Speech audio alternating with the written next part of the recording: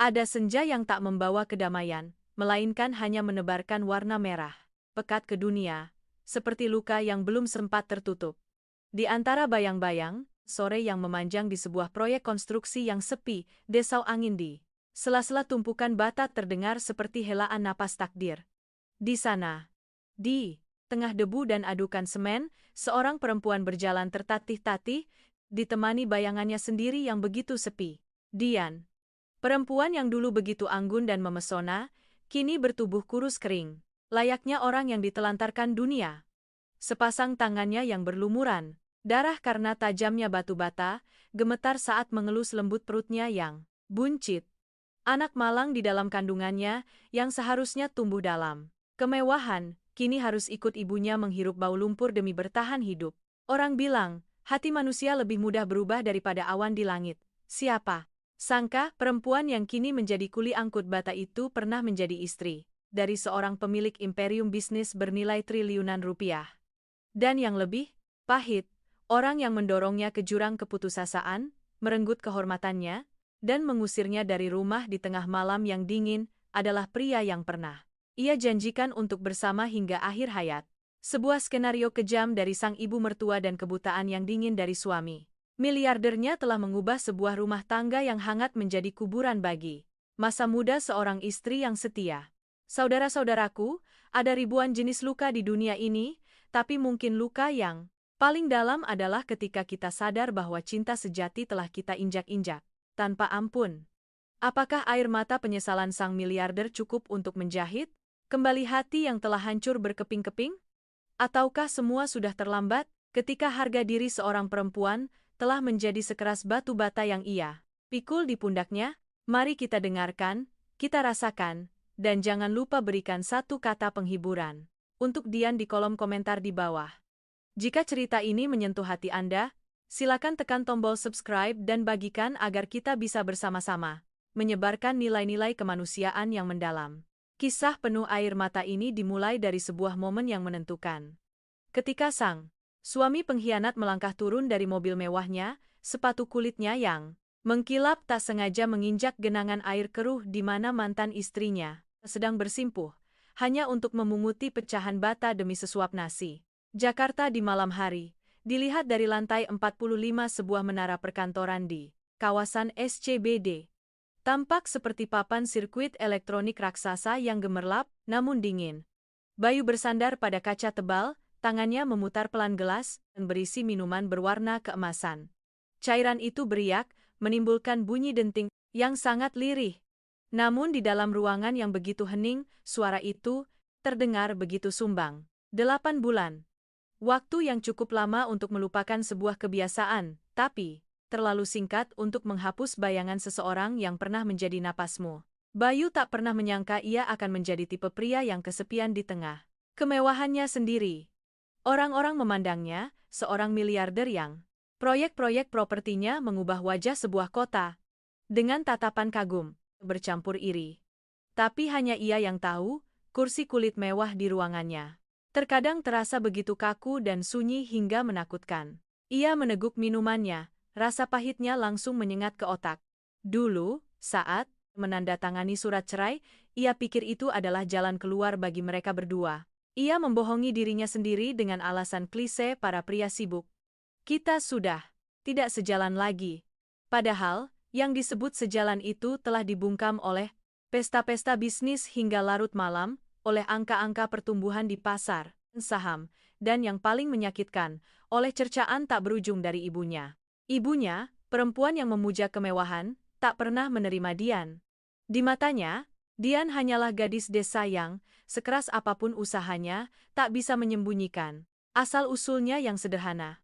Ibunya menginginkan menantu yang bisa berdiri bersamanya di karpet merah, seseorang yang bisa menjadi representasi status keluarga. Bukan seorang istri yang hanya tahu cara membuatkan sup pereda pengar, atau dengan telaten menjahit kembali kancing kemeja yang lepas. Bayu teringat wajah Dian hari itu. Ia tidak menangis, tidak berteriak, juga tidak menuntut pembagian harta sedikit pun. Ia hanya berdiri di sana, di tengah ruang tamu luas yang setiap sudutnya ia hias sendiri, menatap Bayu dengan pandangan yang tenang hingga terasa menyakitkan. Ia berkata. Suaranya sepelan. Embusan angin, Mas Bayu. Kita memulai semuanya saat Mas hanya punya tangan kosong. Aku tidak pernah takut hidup susah. Tapi sekarang, saat Mas sudah punya segalanya, aku justru merasa tidak punya tempat lagi. Saat itu, Bayu hanya menganggapnya keras kepala. Ia sedang memberinya kehidupan yang diimpikan jutaan orang. Kenapa Dian masih tidak puas? Keangkuhan seorang yang baru saja meraih puncak kekuasaan membuatnya menandatangani surat itu tanpa ragu. Ia percaya uang akan segera mengisi kekosongan itu. Ia percaya ia akan menemukan perempuan lain yang lebih sepadan. Namun, hidup adalah serangkaian tamparan telak bagi keangkuhan. 8 bulan terakhir, ia telah bertemu banyak putri kalangan atas, model-model dengan kaki, jenjang dan senyum yang terukur sempurna. Mereka bisa bicara dengannya tentang anggur mahal, tentang tren mode di Paris. Tapi tak seorang pun tahu makanan apa yang ia suka saat sedang flu. Atau mengapa ia sering terbangun kaget pukul 3 pagi. Bayu berjalan ke meja kerjanya, membuka laci paling bawah. Di sana, di dalam, sebuah kotak beludru merah, terbaring cincin kawin mereka. Bukan berlian mahal, seperti yang ia berikan pada perempuan-perempuan lain. Hanya sebuah cincin emas. Polos, penuh goresan waktu, dibeli dari gaji pertamanya. Saat berpisah, Dian melepaskannya dan meletakkannya dengan lembut di meja rias. Bayu mengambil cincin itu, memasukkannya ke jari manisnya. Ukurannya masih pas, namun rasa dingin dari logam itu membuatnya bergidik.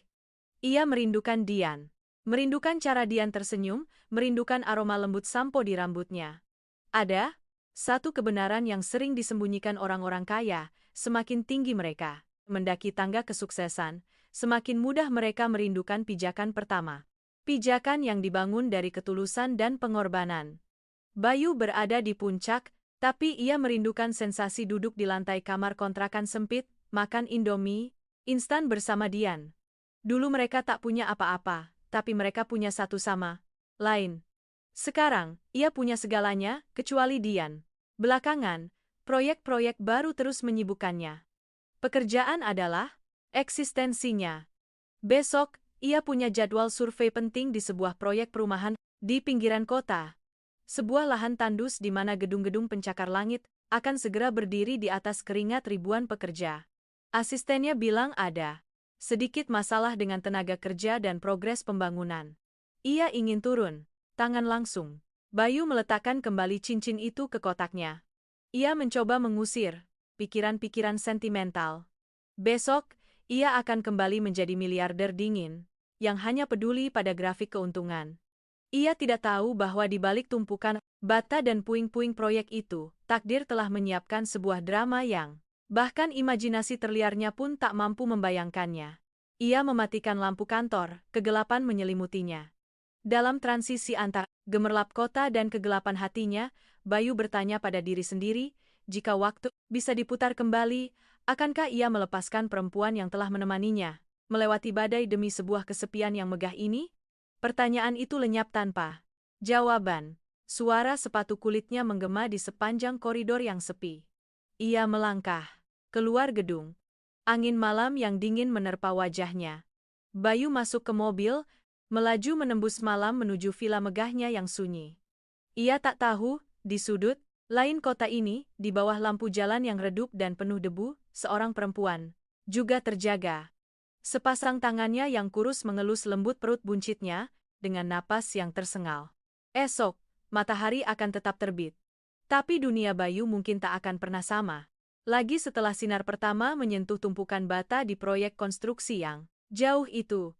Ia masih mengira dirinya lah sang pengendali permainan, sampai kenyataan pahit merenggut topeng ketenangan yang telah susah payah ia kenakan. Mobil proyek menderu melewati jalan tanah merah yang bergelombang menuju lokasi proyek di timur Jakarta. Debu mengepul di belakangnya, menutupi pepohonan di sisi jalan.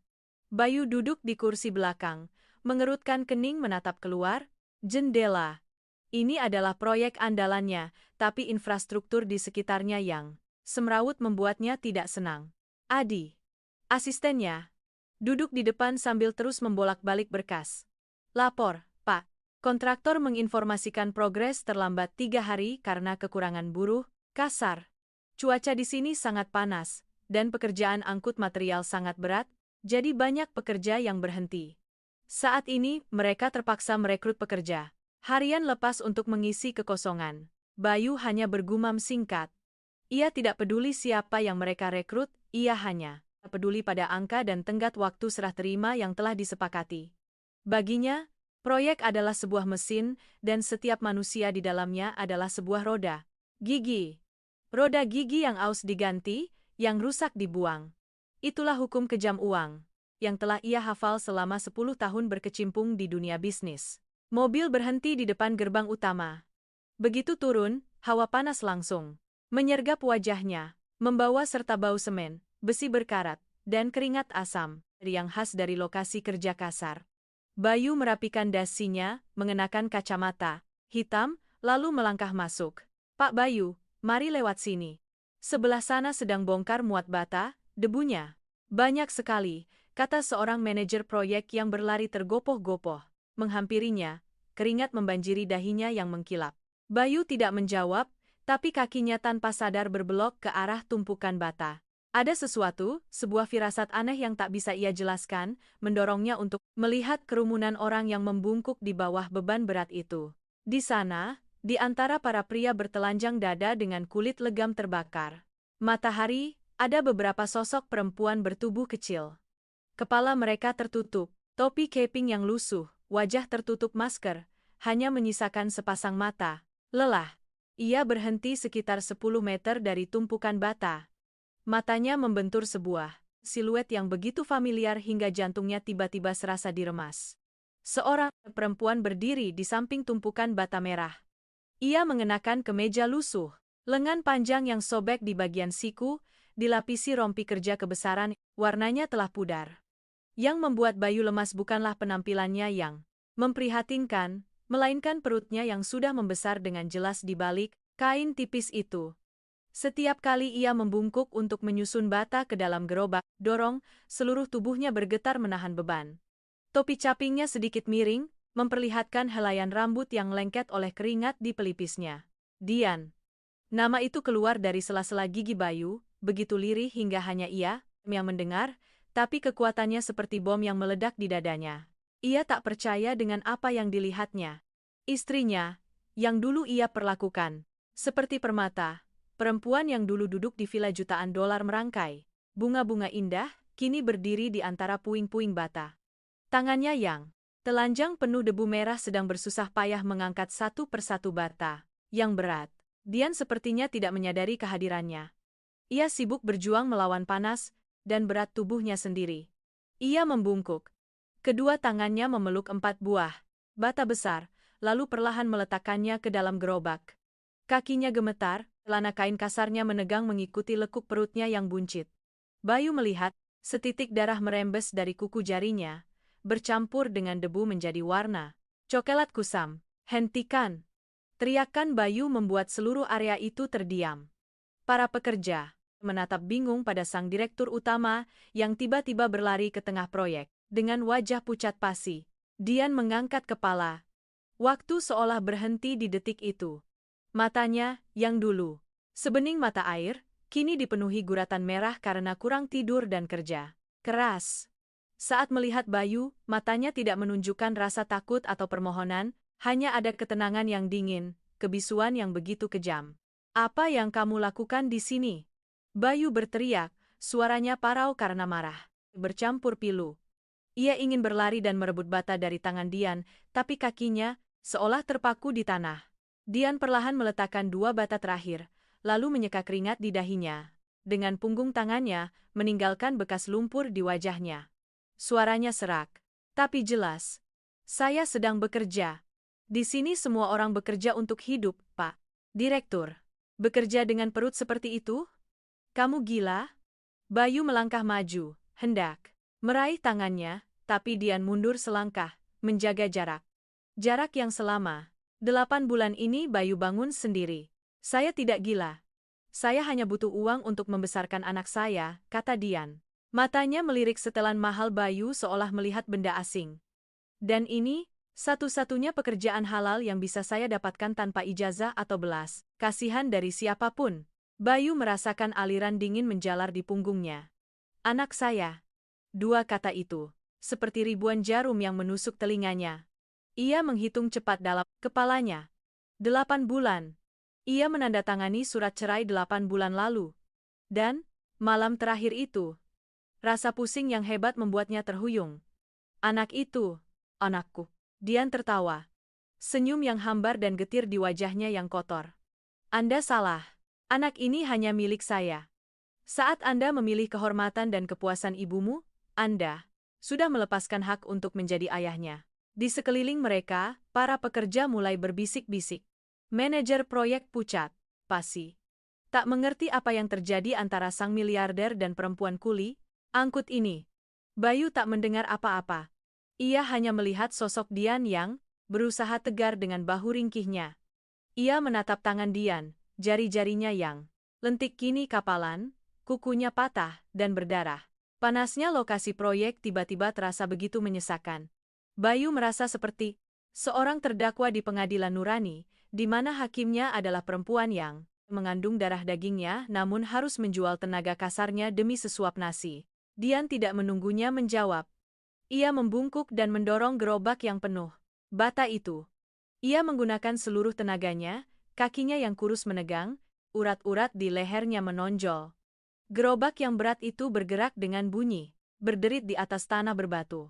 Bayu menatap punggungnya yang menjauh. Bayangannya memanjang di bawah terik matahari. Sosok itu kecil, sepi, tapi begitu tegar hingga membuat Bayu merasa begitu menyedihkan dalam setelan mewahnya. Ia telah membangun gedung-gedung pencakar langit, tapi menghancurkan rumahnya sendiri. Ia telah mensurvei ratusan proyek, tapi tak pernah bisa mengukur kedalaman luka yang ditanggung perempuan ini selama 8 bulan. Angin panas berhembus, membawa butiran debu yang membuat matanya perih. Bayu ingin berlari mengejarnya, ingin menggendongnya dan membawanya pergi dari neraka ini. Tapi tatapan dingin Dian tadi seperti benteng yang lebih kokoh dari beton manapun yang pernah ia cor. Di kejauhan, Dian kembali membungkuk di tumpukan bata yang baru. Suara bata yang beradu terdengar tajam, seperti suara sesuatu yang pecah di dalam hati Bayu. Ia sadar, survei hari ini bukanlah tentang progres proyek, melainkan tentang kehancuran jiwanya sendiri. Derit gerobak dorong yang penuh bata itu perlahan menjauh, meninggalkan Bayu yang termangu di tengah proyek yang panas. Ia merasa sesak seolah debu semen mencekik lehernya. Adi, asistennya yang setia, berdiri di sampingnya tak berani bernapas. Ia hanya berdeham pelan untuk menyadarkan bosnya. Bayu tidak menoleh. Suaranya serak. Adi, batalkan semua jadwal rapat sore ini. Carikan saya data personal semua pekerja lepas di area ini. Dan hubungi pihak bank. Saya mau lihat riwayat transaksi rekening pribadi atas nama Dian sejak kami resmi bercerai. Adi mengangguk, segera mengeluarkan ponselnya. Sementara itu, Bayu mundur ke bayang-bayang sebuah kontainer kantor darurat. Ia butuh waktu untuk menata kembali puing-puing di otaknya. 8 bulan lalu, setelah menandatangani surat cerai, Bayu telah mentransfer sejumlah besar uang ke rekening Dian. Jumlah yang ia yakini cukup untuk Dian hidup mewah seumur hidupnya tanpa bekerja. Ia menenangkan dirinya dengan berpikir bahwa ia tidak kejam, bahwa ia telah melakukan kewajiban terakhirnya sebagai suami. Tapi pemandangan Dian dengan tangan berdarah mengangkat bata tadi adalah tamparan telak pada kepuasannya itu. Kenapa dia ada di sini? Kemana uang itu? Ingatan tentang hari-hari terakhir pernikahan mereka kembali seperti film rusak. Makan malam yang sepi. Sindiran ibunya tentang perempuan baik-baik yang seharusnya bisa memberikan keturunan, dan surat kaleng berisi foto-foto buram, yang menunjukkan Dian masuk ke sebuah hotel dengan seorang pria. Saat itu, di tengah mabuk kekuasaan dan tekanan keluarga, Bayu memilih untuk percaya pada apa yang ia lihat tanpa pernah sekalipun duduk dan mendengarkan penjelasan Dian. Ia ingat bagaimana ia melemparkan foto-foto itu ke meja dan mengucapkan kata-kata yang begitu kejam, yang jika diingat sekarang, hatinya masih gemetar ngeri pada kekejaman dirinya sendiri. Ibunya, nenek dari anak yang dikandung Dian, pernah berkata bahwa Dian pantas pergi dengan tangan kosong, karena ia tidak pantas mendapatkan sepeser pun dari keluarga mereka. Sebuah firasat buruk melintas di benak Bayu. Ia teringat, saat sidang cerai, Dian didampingi oleh seorang pengacara yang ditunjuk oleh ibunya. Semua proses berjalan begitu cepat hingga ia mengira itu adalah kesepakatan diam-diam dan Dian. Telepon Adi berdering, memotong lamunan Bayu. Adi menempelkan ponsel ke telinganya, wajahnya perlahan menjadi serius. Ia menatap Bayu dengan ragu. Pak, pihak bank melaporkan. Rekening atas nama Ibu Dian yang Bapak perintahkan untuk ditransfer, ternyata sudah ditutup 2 hari setelah dana masuk. Seluruh uangnya dipindahkan ke sebuah rekening dana perwalian atas nama Ibu Larasati. Keterangan di berkas adalah, penerima dana secara sukarela mengembalikan sebagai ganti rugi moral kepada keluarga suami. Telinga Bayu berdengung. Sukarela mengembalikan? Ia tertawa, tawa yang penuh rasa sakit dan jijik. Ia terlalu mengenal Dian. Dian mungkin punya harga diri, mungkin tidak butuh uang, tapi ia tidak akan pernah melakukan hal konyol seperti membayar ganti rugi kepada orang yang telah menelantarkannya dengan cara memberikan uang pada ibu mertuanya. Ini adalah sebuah permainan catur, di mana ia adalah pion terbodoh yang digerakkan oleh keluarganya sendiri untuk mendorong istrinya ke jalan buntu. Ternyata ibunya tidak hanya mengusir Dian dari rumah, tapi juga merampas pelampung terakhir yang ia tinggalkan untuknya. Ibunya telah memaksa Dian menjadi miskin papa, memutus semua jalan hidupnya saat Dian baru saja tahu dirinya hamil. Bayu menatap ke arah tumpukan bata. Dian sedang beristirahat di bawah pohon, naungannya yang tipis tak cukup melindunginya. Ia minum dari sebuah botol plastik bekas, setiap tegukannya tampak sulit. Melihat cara Dian mengelus perutnya dengan penuh kasih, Bayu merasakan kepedihan yang luar biasa. 8 bulan ini, bagaimana ia bertahan hidup? Seorang perempuan hamil, tanpa uang, tanpa dukungan keluarga karena orang tua. Dian sudah lama meninggal dan membawa cap buruk sebagai perempuan selingkuh yang disebarkan oleh ibunya. Ia terpaksa menjual tenaga kasarnya demi melindungi makhluk mungil yang tumbuh di rahimnya. Anak itu, darah dagingnya, telah tumbuh dari nasi bungkus proyek, dari tetesan keringat asin ibunya yang dikhianati oleh seluruh dunia. Bayu melangkah keluar dari bayang-bayang, berjalan ke arah Dian. Para pekerja menatapnya dengan was-was, tapi ia tidak peduli. Ia hanya melihat perempuan yang kelelahan itu.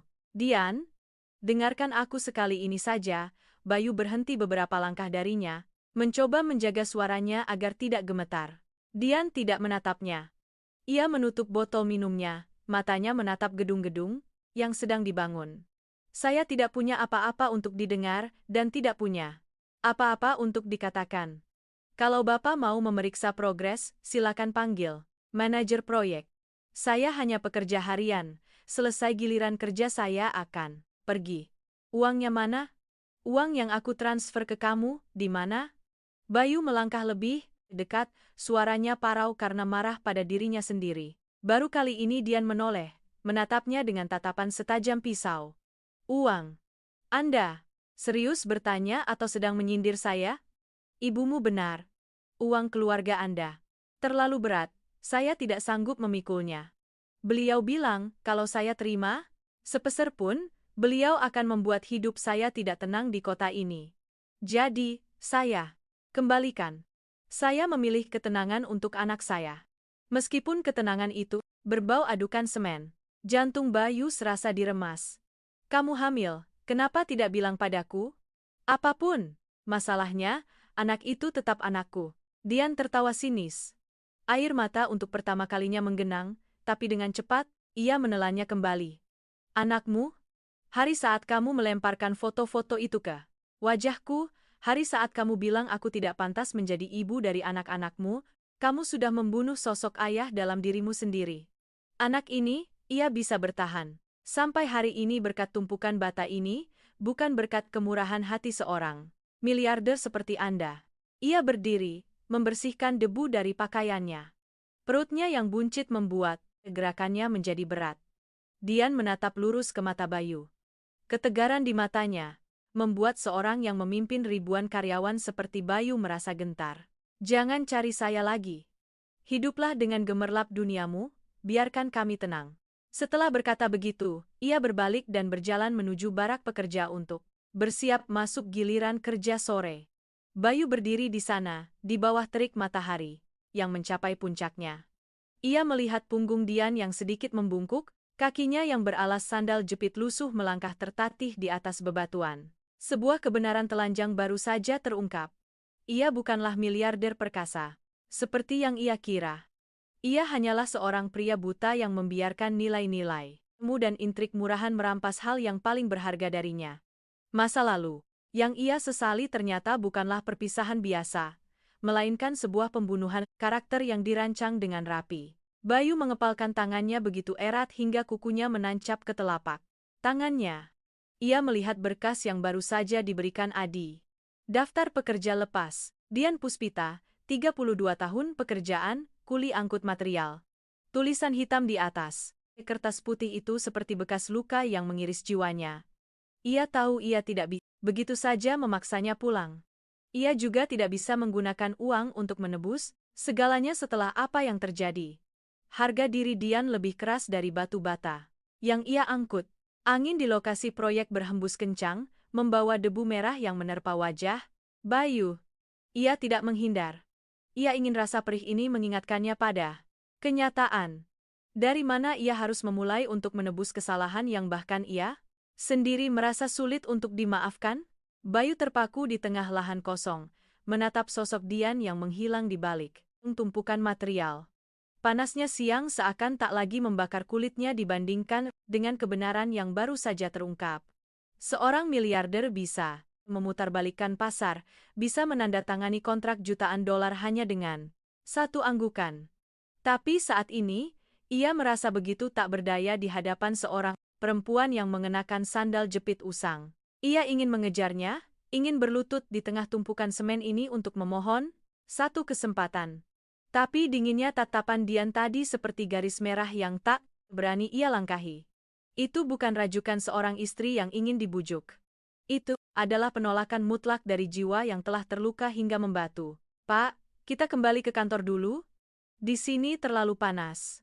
Biar saya atur orang. Untuk mengawasi Ibu Dian diam-diam, Adi mendekat, suaranya cemas melihat wajah Bayu yang pucat pasi, keringat membasahi kemeja mahalnya. Bayu tidak langsung menjawab. Ia menatap sepatu kulitnya yang mengkilap, yang kini tertutup lapisan debu merah. Ia sadar, jarak antara posisinya saat ini, dengan tempat Dian berdiri bukan hanya 10 meter, tapi sebuah jurang harga diri. Semakin ia kaya, semakin Dian menjauh. Semakin ia menggunakan kekuasaan, semakin kuasaan, Dian menutup hatinya. Adi, belikan saya nasi bungkus untuk pekerja. Yang biasa mereka makan di sini, perintah Bayu tiba-tiba. Pak, maaf, Bapak bilang apa? Adi tertegun. Belikan saja. Dan jangan sampai ada yang tahu siapa saya. Suruh manajer proyek, itu singkirkan mobil saya dari sini, jangan bikin pemandangan jadi aneh. Setengah jam kemudian, Bayu duduk di atas sebuah batu di bawah naungan barak pekerja. Di tangannya ada sebuah kotak nasi styrofoam murah.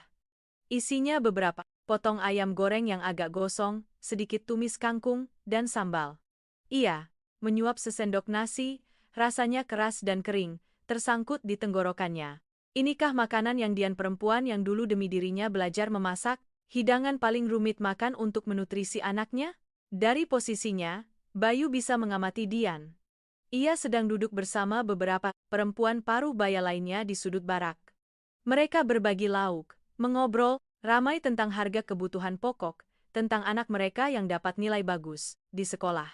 Dian tidak banyak bicara. Ia hanya tersenyum mendengarkan, tangannya sesekali mengelus perutnya. Tatapan matanya saat melihat anak pekerja lain yang bermain di dekatnya berkilauan dengan cinta yang lembut, namun juga penuh kepiluan. Dada Bayu sesak. Ia sadar, uangnya saat ini adalah sebuah penghinaan bagi Dian. Jika ia memberinya segepok uang, Dian akan menganggapnya sedekah. Jika ia memaksanya kembali ke villa, Dian akan menganggapnya penjara baru. Bagi Dian, harga diri adalah tameng terakhir yang ia gunakan untuk melindungi dirinya dan anaknya dari badai yang diciptakan oleh Bayu dan keluarganya. Sore itu, Bayu tidak kembali ke kantor. Ia berdiri dari kejauhan, mengawasi Dian. memulai giliran kerja keduanya. Matahari sore yang condong menciptakan bayangan panjang di tanah. Dian masih tertatih-tatih dengan gerobak dorongnya. Setiap kali ia mendorong gerobak itu menaiki tanjakan kecil, betisnya menegang dan gemetar. Bayu merasa seperti orang gila. Setiap kali Dian hampir terpeleset, jantungnya serasa melompat ke kerongkongan.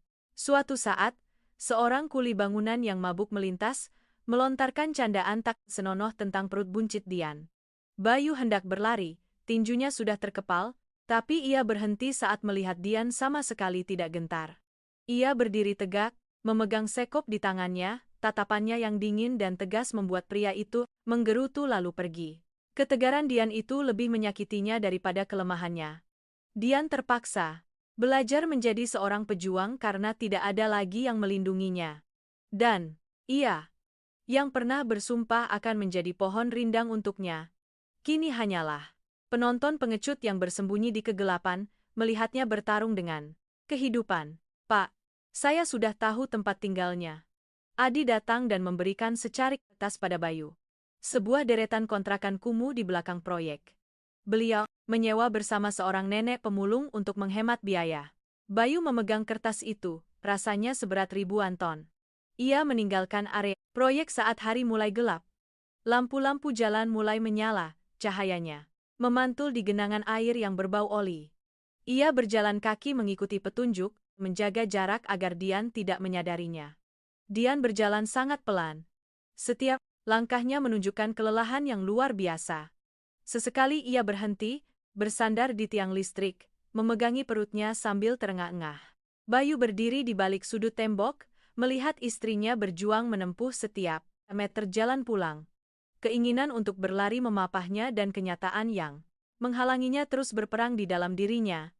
Ia tahu, jika ia muncul saat ini dengan penampilan seorang miliarder, ia hanya akan menerima kebencian.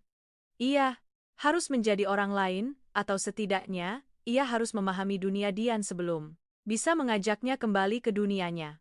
Dian berbelok ke sebuah gang sempit, gelap dan becek.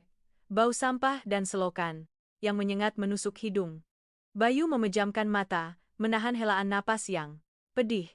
Inikah tempat tinggalnya? Inikah tempat anaknya akan lahir? Ia berdiri lama di ujung gang, sampai ia melihat cahaya lampu kekuningan menyala dari sebuah kamar kontrakan di ujung. Bayangan Dian tercetak di dinding seng yang berkarat. Ia sedang sibuk menyalakan kompor listrik. Siluetnya yang kurus tampak begitu kesepian. Bayu mengeluarkan ponsel, jarinya gemetar menyentuh nama ibu di daftar kontak. Kemarahan meledak, tapi ia menahannya. Ia tidak mau ini hanya menjadi pertengkaran sia-sia. Ia butuh bukti, butuh membongkar kebenaran untuk menuntut keadilan bagi perempuan yang terbaring di atas dipan kayu yang dingin itu. Adi, siapkan saya satu setel pakaian kerja lusuh.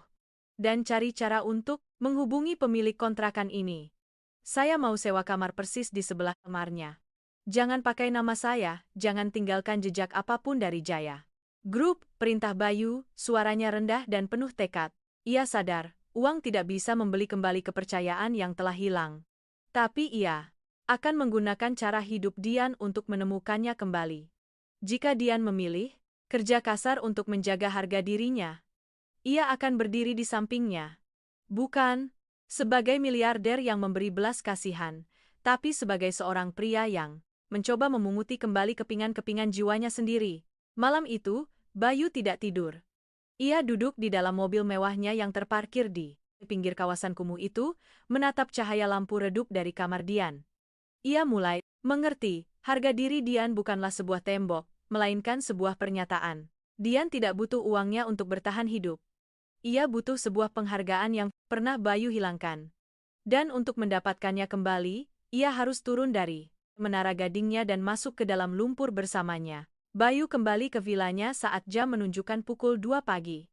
Rumah seluas lebih dari 1000 meter persegi itu sunyi senyap seperti mausoleum yang megah. Lampu sensor otomatis menyala, menyoroti lukisan-lukisan abstrak mahal dan lantai marmer yang mengkilap. Tapi semua itu kini di matanya hanyalah bukti dan kemewahan yang konyol. Ia masuk ke ruang kerja almarhum ayahnya, tempat di mana ibunya, nenek dari bayi, yang berada di kamar kontrakan bocor itu, biasa duduk mengurus urusan keluarga. Bayu membuka brankas di dinding, mencari berkas-berkas lama dari 8 bulan yang lalu.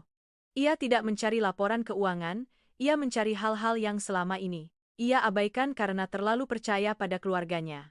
Di sebuah amplop coklat di dasar brankas, Bayu menemukan tumpukan foto kaleng. Waktu itu, ia menebarkannya di atas meja di bawah cahaya lampu. Masih foto-foto. Buram yang sama, Dian memasuki sebuah hotel dengan seorang pria. Dulu, cemburu dan gengsi membuatnya melihat sebuah pengkhianatan yang nyata. Tapi malam ini, dengan mata seorang yang telah tersadar, ia melihat kejanggalan. Waktu yang tertera di foto selalu saat ia sedang dinas luar kota. Dan pria itu, meskipun wajahnya diburamkan, posturnya terasa sangat familiar. Bayu menelepon seorang teman lama yang ahli di bidang keamanan siber. Bantu aku, pertajam foto ini dan identifikasi orang di dalamnya. Aku butuh hasilnya sebelum pagi. Sambil menunggu, Bayu melangkah ke kamar ibunya, Ibu Larasati. Pintu kamar sedikit terbuka. Suara dengkuran ibunya yang teratur membuatnya merasa ironis. Perempuan ini bisa tidur nyenyak selama 8 bulan, sementara menantunya, orang yang pernah ia sebut keluarga, harus menjadi kuli angkut demi bertahan hidup. Ia mendekati meja rias ibunya, tangannya menyentuh botol-botol krim, perawatan kulit seharga puluhan juta rupiah. Tiba-tiba, matanya berhenti pada sebuah buku catatan kecil yang terselip di laci yang tidak terkunci rapat. Itu adalah buku catatan pengeluaran pribadi ibunya. Bayu membukanya cepat. Tanggal sekian, bayar Tono, pengacara, 500 juta, biaya pengurusan cerai. Tanggal sekian, transfer ke dana perwalian, 10 miliar, sumber, rekening. Pengembalian. Tangan Bayu gemetar. Rekening pengembalian, itu adalah uang yang ia berikan pada Dian. Sebuah skenario yang sempurna. Ibu Larasati tidak hanya mengusir Dian, ia menggunakan uang yang Bayu tinggalkan untuk mantan istrinya, demi memperkuat posisi keuangannya sendiri. Tapi yang membuatnya merinding adalah catatan kecil di pinggir halaman. Anak, itu sudah tahu dia hamil. Harus disingkirkan cepat sebelum Bayu tahu. Sebuah isakan tertahan di tenggorokan Bayu. Mereka tahu. Ibunya sudah tahu tentang keberadaan anak itu sejak awal. Ia tahu ia akan punya cucu. Tapi demi gengsi dan kebenciannya pada seorang gadis yang tidak sepadan, ia tega mendorong ibu dan anak itu ke jalan buntu. Ia ingin Dian lenyap dari kehidupan Bayu. Bahkan jika itu berarti melemparkan darah daging keluarga mereka ke dalam lumpur. Tepat saat itu, ponselnya bergetar.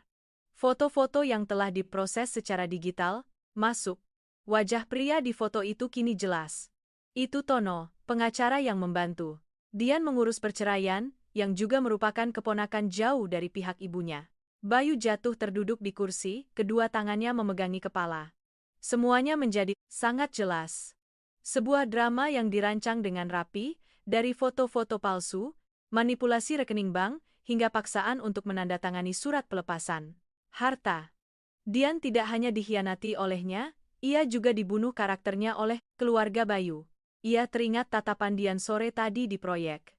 Dian tidak benci, ia hanya lelah. Lelah karena telah melihat kebusukan orang-orang yang menyebut diri mereka kalangan atas. Ia lebih baik menjadi kuli angkut, lebih baik tangannya berdarah, daripada menerima sepeser pun dari orang-orang yang telah dengan licik menjebaknya. Kemarahan dalam diri Bayu berkobar seperti api padang rumput, tapi segera dipadamkan oleh penyesalan yang mendalam. Ia menyalahkan ibunya 1, tapi menyalahkan dirinya 10. Siapa dirinya hingga membiarkan istrinya diintimidasi di bawah atap rumahnya sendiri? Seberapa pintar miliarder ini hingga bisa tertipu oleh drama murahan selama 8 bulan? Bayu melangkah ke balkon, menatap cakrawala yang mulai terang. Di arah sana, ada perkampungan kumuh tempat Dian mungkin sedang bersiap untuk hari kerja keras dan yang baru. Ia merasa jijik dengan piyama sutra mahal yang ia kenakan. Ia kembali ke kamar, meraih kunci mobil, lalu berhenti. Tidak, ia tidak bisa langsung ke sana. Ia harus melakukan lebih dari itu. Ia harus membersihkan sampah ini di rumahnya sendiri sebelum ia punya hak untuk berdiri di hadapan Dian. Tono, Bayu menggumamkan nama pengacara itu. Aku akan membuatmu dan semua yang terlibat membayar dengan hal yang paling kalian puja, reputasi dan uang. Bayu menelepon Adi. Segera bekukan semua akses ke dana perwalian pribadi Ibu Larasati. Kumpulkan semua bukti tentang pengacara Tono yang memalsukan bukti dan memanipulasi aset. Aku mau semuanya siap sebelum jam 8 pagi ini. Dan carikan aku agen properti terpercaya. Aku mau beli seluruh deretan kontrakan di dekat proyek Timur. Sekarang juga. Ia menuruni tangga dan bertemu dengan Ibu Larasati yang sedang bersiap untuk sarapan. Melihat putranya dengan wajah kuyu dan mata merah, ibunya terkejut. Bayu, kamu tidak tidur semalaman? Muka kamu pucat sekali. Biar ibu suruh. Siapkan sarang burung walet. Bayu berhenti di anak tangga terakhir, menatap lurus pada ibu yang pernah ia hormati. Tatapannya begitu dingin hingga Ibu Larasati mundur selangkah. Apa ibu pernah bermimpi tentang seorang anak kecil yang menangis di tengah tumpukan bata? Tanya Bayu, suaranya rendah namun penuh tekanan. Wajah Ibu Larasati memucat, bibirnya gemetar. Kamu bicara apa? Kamu pasti terlalu lelah. Selama 8 bulan ini, memakai uang 10 miliar itu, apa tangan ibu tidak terasa berat? Bayu mendekat. Aku sudah bertemu Dian. Dan aku sudah tahu kebenarannya. Apa yang ibu lakukan, aku tidak akan pernah lupa. Mulai hari ini, rumah ini bukan lagi tempat di mana ibu bisa memberi perintah. Bayu berjalan melewati ibunya, membiarkannya termangu dalam keterkejutan dan ketakutan. Ia masuk ke mobil, melaju menembus fajar yang merah seperti darah. Ia tidak pergi ke kantor. Ia menuju proyek konstruksi, tempat di mana tumpukan bata merah menanti istrinya, dan tempat di mana ia akan memulai perjalanannya. Melepaskan citra miliarder untuk menemukan kembali jiwanya. Langit Jakarta sore itu berubah menjadi kelabu pekat dan gerah. Awan-awan tebal menggantung rendah, seolah hendak menelan puncak-puncak krain di lokasi proyek. Bayu berdiri di luar gang menuju deretan kontrakan Dian. Di tangannya ada sebuah bungkusan kecil terbungkus koran bekas. Ia telah menanggalkan setelan mewahnya, menggantinya dengan kaos pudar dan celana kargo lusuh. Penampilannya seperti seorang mandor lapangan atau pengangguran yang sedang mencari tempat tinggal. Guntur menggelegar dari kejauhan. Hujan pertama musim ini turun begitu deras, hingga tak ada yang sempat berteduh. Hanya dalam beberapa menit, jalanan tanah merah berubah menjadi sungai lumpur. Bayu berlari menembus hujan menuju kamar kontrakan di ujung deretan yang telah ditandai oleh Adi. Kamar kontrakan nomor 9. Itu bahkan bukan sebuah kamar, melainkan sebuah kotak yang terbuat dari seng dan papan triplek bekas, terletak di bawah naungan pohon kersen tua. Air hujan yang menghantam atap seng menciptakan suara bising yang memekakkan telinga. Bayu berhenti di depan pintu kayu yang sedikit terbuka, air hujan mengalir dari rambutnya ke kerah bajunya. Ia hendak mengetuk, tapi sebuah rintihan tertahan dari dalam membuat tangannya membeku di udara. Aduh, sakit. Suara Dian, lirih dan gemetar, tenggelam dalam deru hujan. Tanpa ragu, Bayu mendorong pintu dan masuk. Ruangan itu begitu sempit. Sebuah dipan bambu yang reot, sebuah kompor listrik tua di atas tumpukan bata, dan tumpukan kantong plastik berisi botol-botol bekas, mungkin hasil kerja nenek, pemulung teman sekamarnya. Dian terbaring meringkuk di atas dipan, satu tangan memegangi perutnya yang buncit, tangan lainnya mencengkeram erat tepi tikar. Wajahnya pucat, keringat dingin membasahi dahinya meskipun udara terasa dingin karena hujan. Dian, kamu kenapa? Bayu bergegas menghampirinya, berlutut di samping dipan. Dian terkejut, membuka mata. Melihat Bayu, ia mencoba bangkit, tapi rasa sakit yang hebat dari betisnya membuatnya jatuh kembali sambil mengerang. Jangan bergerak, ini kram, kan? Bayu tak menunggu jawaban. Ia memegang kaki kurus Dian, yang bengkak karena terlalu lama berdiri. Ia mulai memijatnya dengan gerakan yang kaku namun penuh kekhawatiran. Kulit Dian terasa dingin, tapi telapak kakinya kasar karena kapalan. Hati Bayu perih menyadari di kamar ini bahkan tidak ada sebotol minyak gosok atau koyo pereda nyeri. Kamu kesini mau apa? Pergi, bisik Dian. Mencoba menarik kakinya, tapi tenaganya tak sebanding dengan tangan Bayu yang menggenggam erat. Diam. Biar aku bantu. Suara Bayu rendah, tak lagi bernada perintah seorang direktur. Hanya ada permohonan dari seorang pria yang dunianya sedang runtuh. Hujan semakin deras. Air mulai menetes dari celah di atap seng, tepat di tempat Dian berbaring.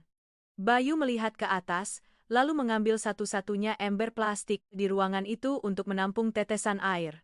Kemudian, ia menggunakan tubuhnya sendiri untuk menaungi Dian dari tetesan-tetesan lain. Kamu sudah gila? Dian menatapnya, matanya buram. Entah karena air hujan atau air mata. Lihat dirimu, apa yang kamu lakukan di gubuk reot ini bukan tempatmu. Lalu tempatku di mana? Bayu mengangkat wajah, air hujan mengalir di pipinya, suaranya tercekat. Di villa ber-AC sementara istri dan anakku kedinginan di sini, atau di kantor menandatangani kontrak miliaran. Sementara kamu harus memulung botol untuk membeli susu? Dian terdiam. Suara hujan di atap seng seolah mengetuk-ngetuk hati mereka dengan irama masa lalu yang sumbang. Setelah beberapa saat, kramnya mereda, tapi Dian masih terlalu lemah untuk bangkit. Ia berbaring miring, menatap dinding yang catnya mengelupas. Bayu diam-diam mengambil bungkusan koran yang ia bawa. Di dalamnya ada semangkuk, bubur hangat dan beberapa suplemen kehamilan yang ia beli atas saran dokter pribadinya. Makanlah sedikit. Kamu butuh tenaga untuk bayi kita. Dian menatap mangkuk bubur itu, lalu menatap tangan Bayu yang kotor karena lumpur. Harga dirinya seolah luruh oleh hujan malam ini. Ia tidak lagi menolaknya. Mungkin karena ia terlalu lelah untuk melawan, atau karena di tengah badai ini, sedikit kehangatan, bahkan dari orang yang pernah menyakitinya, terasa begitu berharga. Bayu membantunya duduk, menyandarkan bantal kotor di punggungnya. Ia menyuapi. Dian sesendok demi sesendok, meniupnya terlebih dahulu. Dian makan perlahan. Air matanya mulai jatuh, menetes ke dalam mangkuk bubur. Kenapa kamu tidak bilang soal ibu? Tanya Bayu, suaranya pecah. Kenapa kamu biarkan dia merampas semuanya darimu tanpa perlawanan? Dian berhenti makan, menatapnya dengan pandangan kosong. Melawan untuk apa? Agar kamu harus memilih lagi antara bakti pada ibu dan cinta pada istri? Saat kamu melemparkan foto-foto itu, aku sudah mengerti. Kepercayaanmu padaku setipis kertas. Aku bisa melawan ibumu, tapi aku tidak bisa melawan keraguan di hatimu. Lebih baik aku pergi, lebih baik aku menjadi kuli angkut, daripada hidup di rumah di mana setiap suap nasi terasa seperti interogasi. Tenggorokan Bayu terasa pahit. Dian benar. Ia telah menghancurkan rumahnya sendiri dengan keangkuhan dan ketidaksabarannya. Kamar kontrakan itu semakin dingin. Kompor listrik tiba-tiba mengeluarkan percikan api lalu padam, membuat ruangan menjadi gelap gulita, hanya diterangi oleh kilat sesekali. Dian sedikit menggigil. Tanpa pikir panjang, Bayu menarik selimut tipis untuk menutupi tubuh Dian, lalu duduk di lantai di sampingnya, menggenggam tangan Dian yang dingin. Aku tidak akan pergi, bisiknya ke dalam kegelapan, di tengah suara hujan yang belum reda. Malam ini dan hari-hari berikutnya. Kalau kamu mau tetap di sini, jadi kuli angkut, aku akan sewa kamar sebelah dan ikut mendorong gerobak bersamamu. Kalau kamu mau memulung, aku akan belikan karung terbesar di kota ini dan menemanimu. Dian tidak menjawab, tapi Bayu merasakan jari-jarinya sedikit bergerak di dalam genggamannya. Sebuah ikatan yang rapuh namun menyakitkan mulai terjalin kembali di antara dua orang yang pernah menjadi segalanya bagi satu sama lain. Hujan masih mengguyur di luar, tapi di dalam gubuk reot ini, api kecil penyesalan mulai menyala. Bayu tahu, perjalanan untuk mendapatkan maaf dari Dian akan lebih panjang dari jarak antara tempat ini ke vilanya yang mewah. Tapi setidaknya, di malam badai ini, ia tidak lagi hanya menjadi penonton dari kejauhan. Keesokan paginya, langit setelah badai tampak begitu bersih. Sinar matahari pagi menembus celah-celah dinding seng, menciptakan garis-garis cahaya di atas lantai, tanah yang masih lembab. Bayu terbangun dengan punggung yang pegal karena semalaman duduk bersandar di dipan. Ia menoleh, Dian masih tertidur pulas. Alisnya yang berkerut dalam tidur seolah masih menanggung beban. Bayu bangkit perlahan, berusaha tidak menimbulkan suara. Ia melangkah keluar. Gang kecil itu kini menjadi medan lumpur dan sampah. Adi sudah menunggunya di ujung gang, membawa satu setel pakaian kerja bersih dan sebungkus sarapan. Hangat. Pak, urusan pembelian deretan kontrakan ini sudah selesai. Pemilik lama sudah menerima uangnya dan pergi semalam. Mulai sekarang Ibu Dian tidak perlu bayar sewa lagi. Tapi saya sudah pesan ke pengelola baru untuk bilang kalau ini kebijakan bantuan untuk ibu hamil, supaya beliau tidak curiga, lapor Adi pelan. Bayu mengangguk. Matanya masih menatap kamar nomor 9, nanti suruh orang perbaiki atap sengnya. Lakukan diam-diam, seolah-olah sedang ada perbaikan untuk seluruh deretan. Jangan sampai ada orang dari perusahaan yang terlihat. Saat Bayu kembali dengan semangkuk soto hangat, Dian sudah bangun. Ia duduk, termenung menatap tangannya. Bekas-bekas luka lecet kemarin kini memerah karena terkena air hujan. Melihat Bayu masuk, ia tidak lagi menunjukkan penolakan sekasar sebelumnya. Mungkin perhatian diam-diam Bayu semalam telah sedikit melunakkan lapisan es di hatinya. Kamu belum pulang? Tanya Dian. Suaranya serak. Sudah kubilang, aku tidak akan pergi.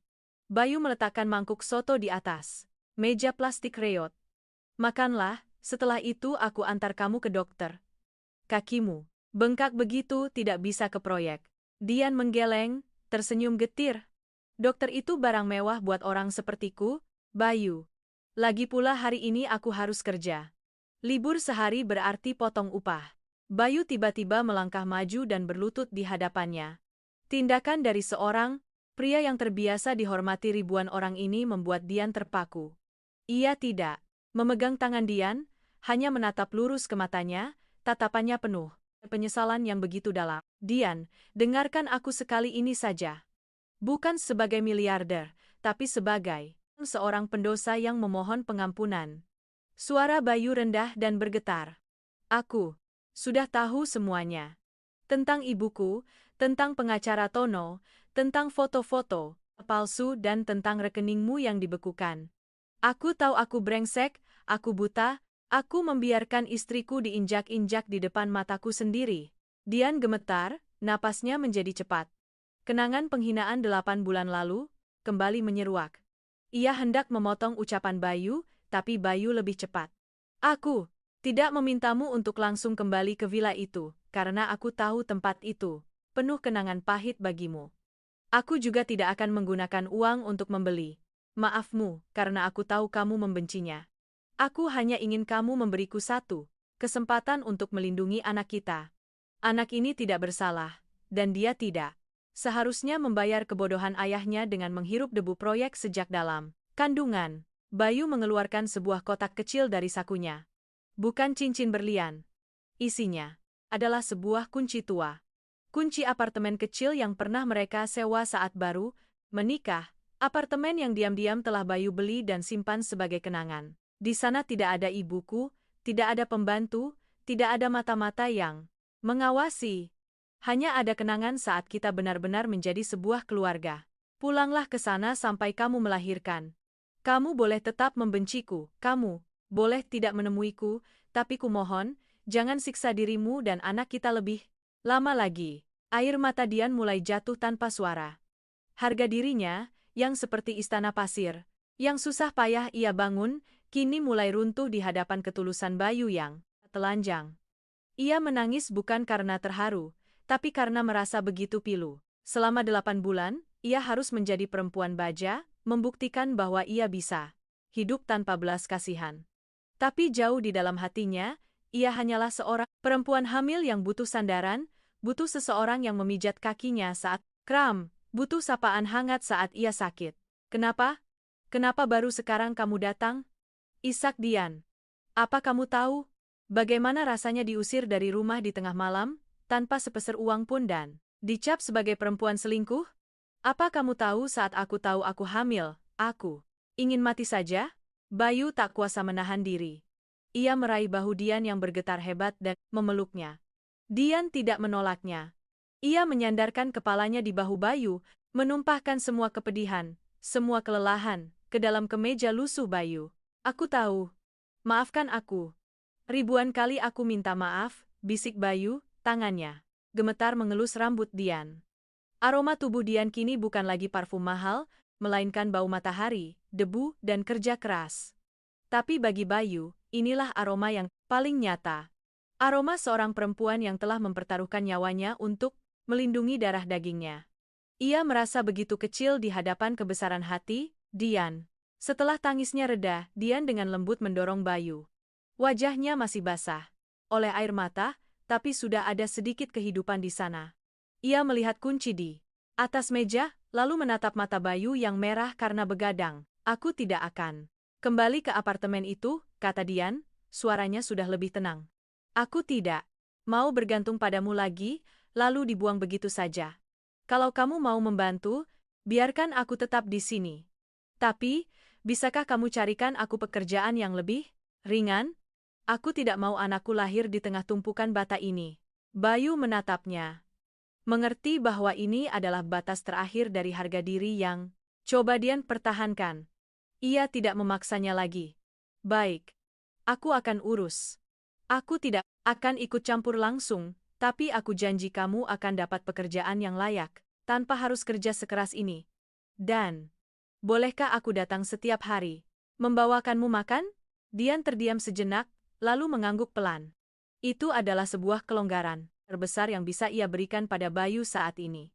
Bayu merasa secercah harapan. Ia mulai membuka mangkuk soto dan dengan sabar menyodorkannya pada Dian. Di dalam kamar kontrakan yang gelap dan lembab itu, untuk pertama kalinya, setelah 8 bulan, mereka berbagi makanan. Tanpa intrik, hanya ada rasa sesal dan benih-benih pertama dari sebuah penyembuhan. Tapi tepat saat itu, telepon Bayu berdering.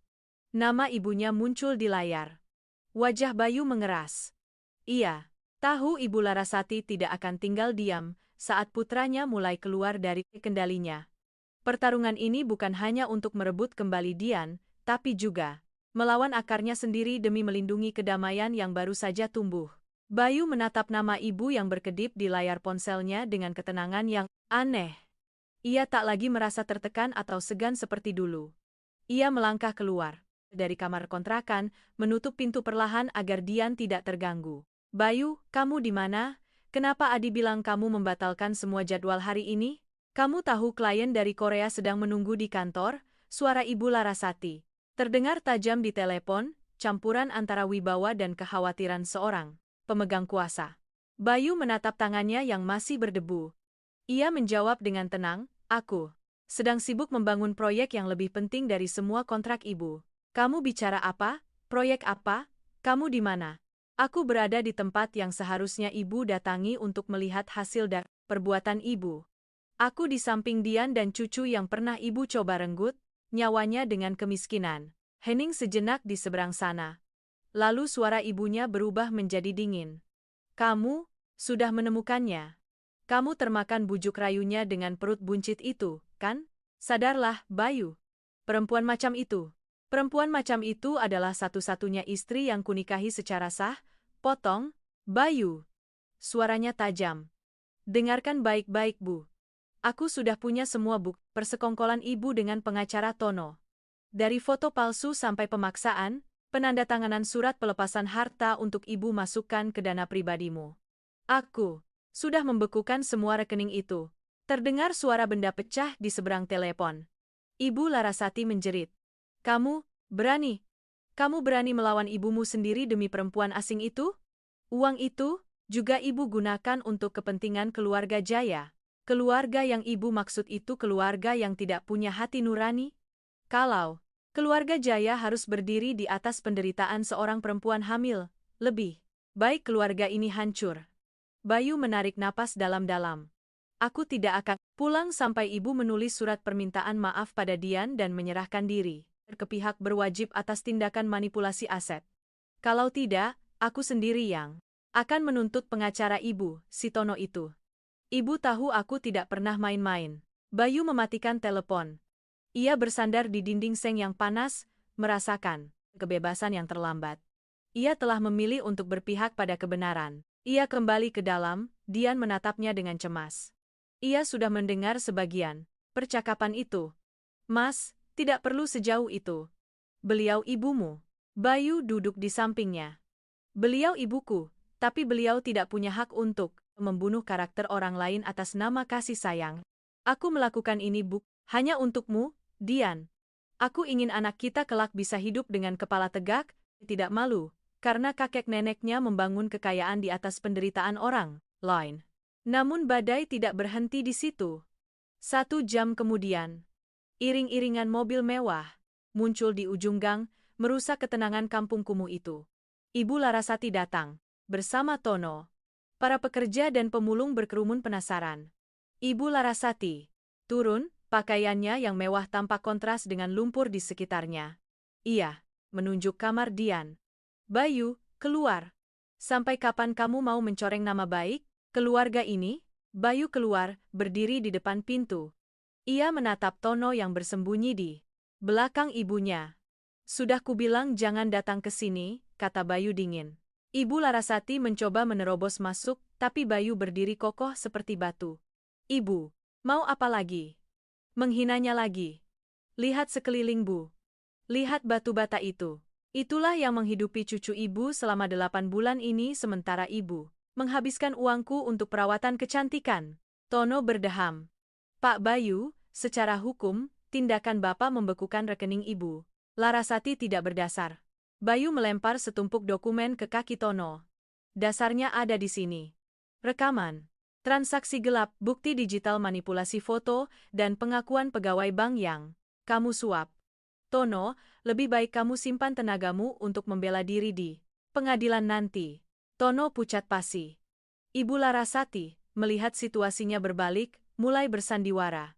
Ya Tuhan, aku besarkan anakku agar sekarang dia bisa menjebloskan ibunya dan sendiri ke penjara demi perempuan murahan itu? Lihatlah, betapa durhakanya anak ini. Kerumunan mulai berbisik-bisik. Dian tak tahan lagi, bangkit dan bersandar di pintu. Wajahnya pucat, tapi matanya menyala. Ibu Larasati, saya tidak pernah menginginkan sepeser pun uang Anda. Dan sekarang pun tidak, kata Dian, suaranya bergetar namun jelas. Saya menjadi kuli angkut di sini untuk membuktikan pada Anda bahwa asal-usul sederhana yang Anda hina ini bisa melahirkan manusia yang lebih punya harga diri daripada mereka yang duduk di atas kemewahan tapi jiwanya busuk.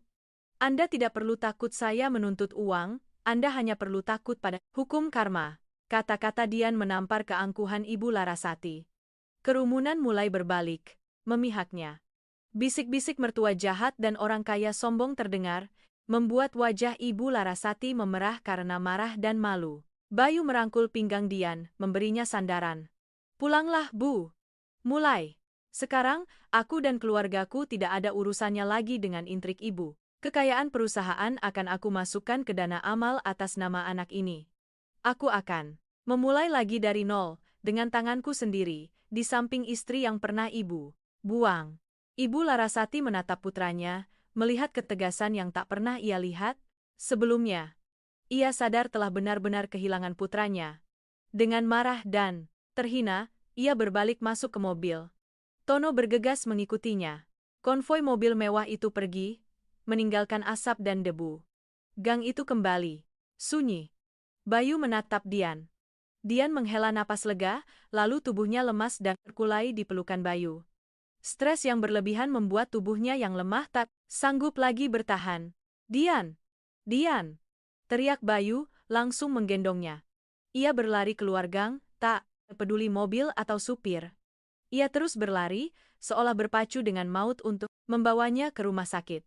Ia sadar, meskipun badai dari keluarganya telah reda, badai di dalam diri Dian dan luka di tubuhnya adalah pertarungan hidup dan mati yang harus ia hadapi sekarang. Tangan Dian terjuntai lemas, menyentuh pecahan bata di pinggir jalan yang dingin.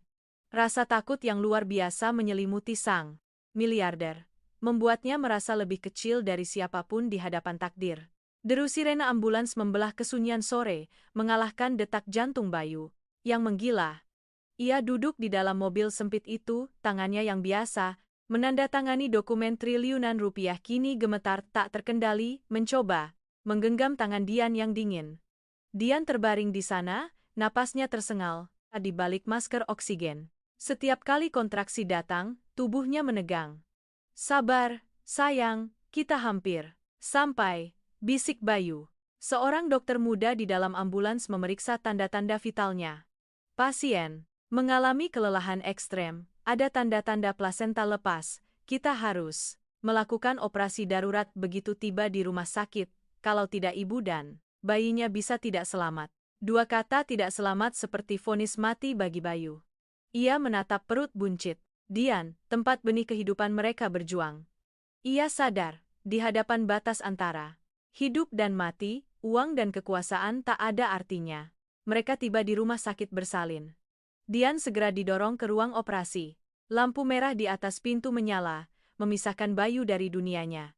Ia berdiri di koridor, sepatu kulitnya yang penuh lumpur tampak aneh di atas lantai keramik, yang mengkilap. 1 jam, 2 jam berlalu. Setiap kali pintu terbuka, Bayu berlari mendekat, tapi hanya disambut dengan gelengan kepala. Ia terduduk di kursi besi yang dingin, menelungkupkan wajahnya. Ia teringat malam terakhir sebelum bercerai, saat Dian mencoba mengatakan sesuatu, tapi ia mengabaikannya demi telepon bisnis. Ternyata saat itu Dian ingin memberitahunya tentang kehamilan mereka. Kelalaiannya adalah pisau yang paling tajam. Aku suami yang brengsek, gumamnya. Air mata, untuk pertama kalinya setelah 20 tahun, jatuh membasahi celana kainnya. Tuhan, jika Engkau ada, timpakan semua hukuman padaku. Jangan biarkan dia dan anak itu yang membayarnya. Tiba-tiba pintu terbuka, seorang perawat berlari keluar. Keluarga Ibu Dian, Puspita. Pasien mengalami pendarahan hebat, golongan darah O sedang langka. Kami butuh donor segera. Saya golongan darah O, ambil darah saya. Bayu bangkit tanpa ragu. Ia berbaring di ranjang donor. Saat jarum menusuk lengannya, melihat darahnya mengalir ke kantong infus, Bayu merasa lega. Untuk pertama kalinya, ia merasa benar-benar melakukan sesuatu yang berguna bagi Dian. Darahnya mengalir ke tubuh Dian, sebuah upaya terakhir untuk menyatukan kembali apa yang telah ia hancurkan. Suster, bagaimana bayinya? Tanya Bayu lemah. Bayi laki-laki, lahir prematur, berat 1,9 kg, sedang diinkubator karena gangguan pernapasan. Tapi prioritas kami sekarang adalah menyelamatkan ibunya, jawab perawat itu singkat. Bayi laki-laki, 1,9 kg. Makhluk mungil yang berjuang sekeras ibunya. Hati, Bayu perih membayangkannya. Menjelang pagi, lampu operasi padam. Dokter keluar, wajahnya lelah. Selamat, Pak. Pasien sudah melewati masa kritis. Kegigihannya untuk bertemu anaknya telah membantunya melewati henti jantung singkat tadi. Telinga Bayu berdengung. Henti jantung. Diannya sempat pergi selama beberapa detik. Ia diizinkan masuk ke ruang pemulihan. Dian terbaring di antara kabel dan mesin.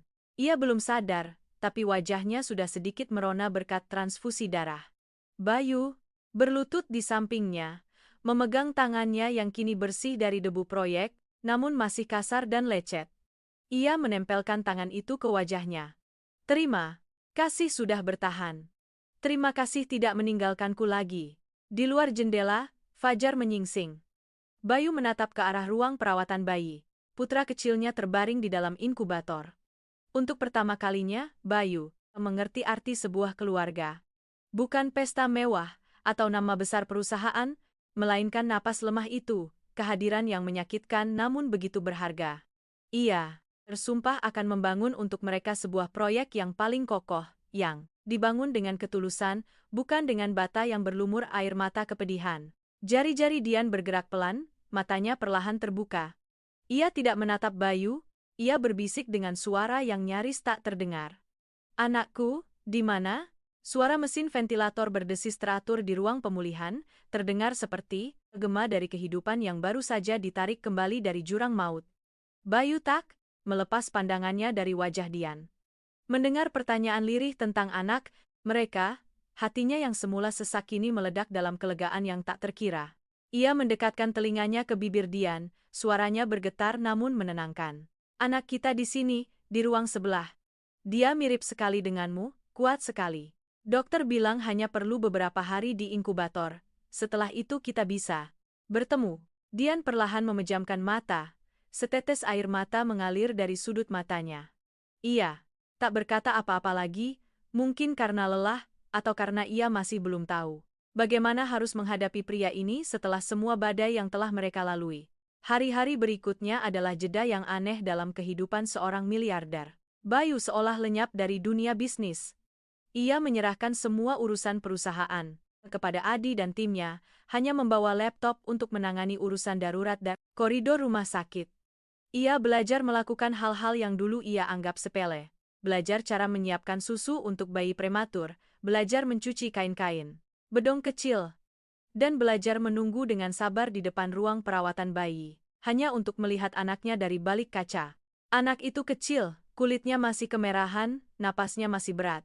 Tapi setiap kali melihatnya, Bayu merasa seperti melihat jiwanya sendiri, jiwa yang baru saja dilahirkan kembali dari puing-puing keangkuhan. Sementara itu, Ibu Larasati memilih untuk mengasingkan diri di villa peristirahatan keluarga. Bayu tidak membencinya, tapi ia sadar pengampun butuh waktu dan jarak. Ia telah menyelesaikan proses pemindahan sebagian besar aset pribadinya ke sebuah dana perwalian atas nama anak mereka dengan Dian sebagai satu-satunya wali. Ini bukan ganti rugi, ini adalah pengembalian hak. Sebulan kemudian, Dian dan putranya, yang diberi nama Anugrah, akhirnya diizinkan pulang. Bayu tidak membawa mereka ke villa mewah, juga tidak ke apartemen lama. Ia membawa mereka ke sebuah rumah kecil yang tenang di tepi sungai, jauh dari hiruk-pikuk kota. Rumah itu memiliki taman luas yang diam-diam telah ia tanami dengan bunga-bunga lavender kesukaan Dian. "Kamu tidak perlu menjawabku sekarang," kata Bayu saat mereka berdiri di teras. Dian sedang menggendong Anugrah. "Rumah ini atas namamu. Aku tidak akan tinggal di sini jika kamu tidak mengizinkan. Aku hanya minta izin untuk menjadi tetangga yang setiap hari mengantarkan susu untuk anak kita dan membantumu menyiram tanaman." Dian memandang sekeliling rumah itu. Tidak mewah, tapi kehangatan dari material, kayu dan aroma rumput yang baru dipotong membuat hatinya tenang. Ia menatap pria di hadapannya. Miliarder yang dulu necis kini mengenakan kemeja sederhana, tangannya sedikit kasar karena membersihkan taman, matanya tak lagi angkuh, hanya ada ketulusan dan kesabaran. "Kenapa kamu memilih rumah ini?" tanya Dian, suaranya sudah lebih hangat. "Karena di sini kita bisa mendengar suara aliran air. Mengingatkanku bahwa hidup akan selalu ada arusnya, tapi selama fondasinya kuat, kita tidak akan hanyut." Bayu terdiam sejenak. "Dan karena di sini, tidak ada satupun batu bata yang dibangun dengan kebencian atau intrik. Aku sendiri yang memilih setiap batanya." "Dian." Dian melangkah masuk, meletakkan Anugrah di boks bayi rotan. Bayi kecil itu menggeliat, tangannya yang mungil terulur seolah ingin menggapai sesuatu. Bayu berdiri di pintu, memandangi pemandangan itu dengan haru.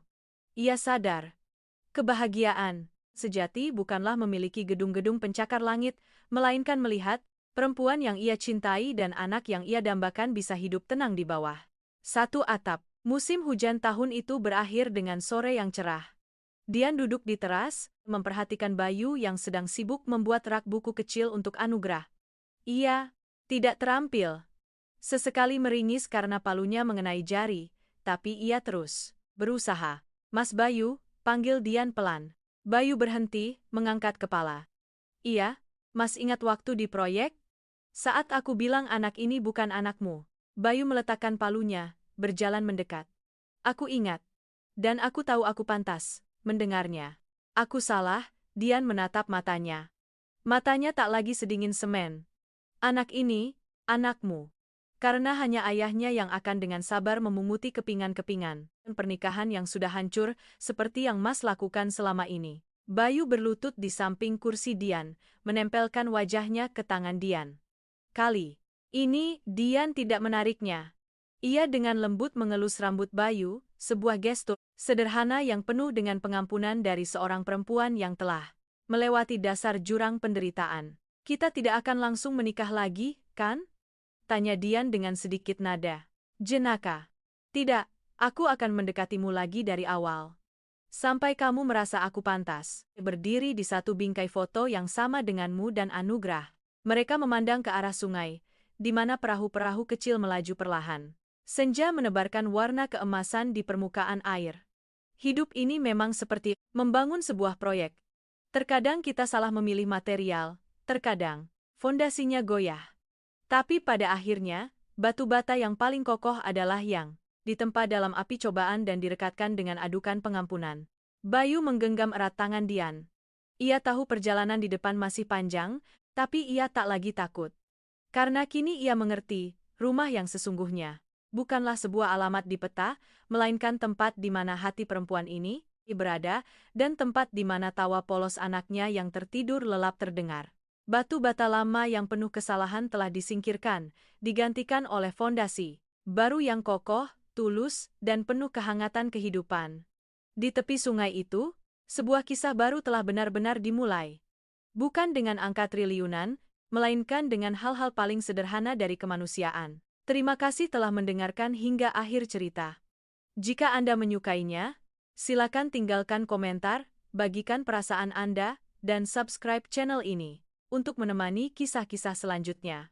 Sampai jumpa di video berikutnya.